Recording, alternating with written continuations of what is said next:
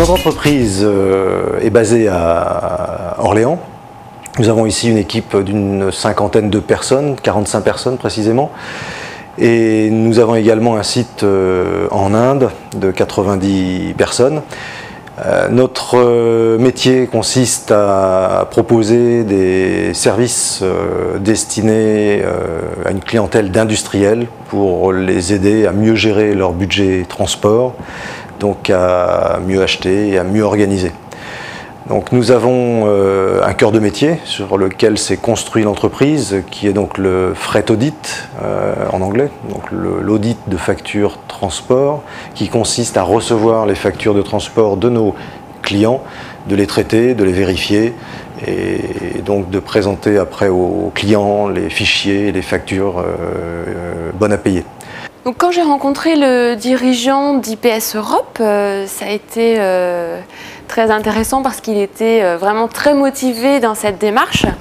Et nous avons eu l'occasion ensemble de travailler sur les actions qu'il envisageait pour premièrement les étoffer. Par exemple, on a rajouté le fait de sensibiliser les salariés à la sécurité sur l'espace urbain en vélo, en distribuant des guides de cyclistes urbains.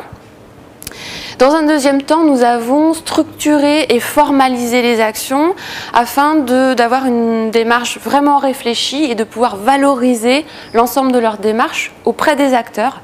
Et ça a été effectivement un troisième temps de les accompagner dans leur relation avec les acteurs locaux, par exemple l'ADEME.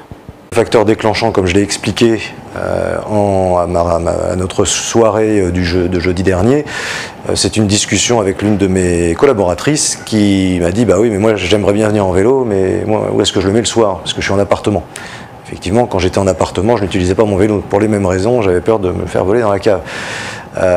D'où l'idée de proposer des vélos pliants aux membres de l'entreprise, avec comme avantage objectif la possibilité d'abord de faire des économies.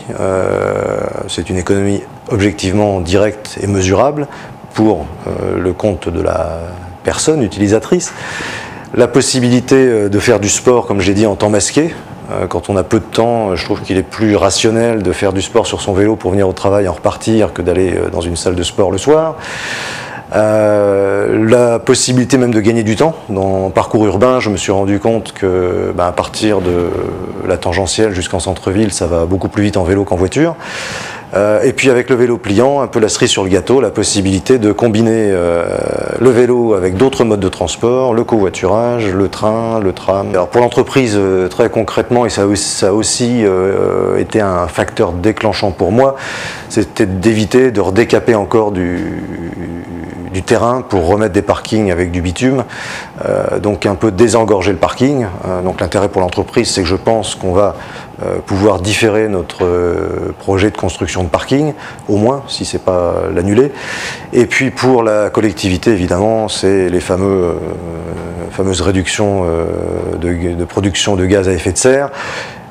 Aussi la réduction, et sans l'oubli, d'émissions de gaz toxiques, qui me paraît au moins aussi important que la réduction du gaz carbonique.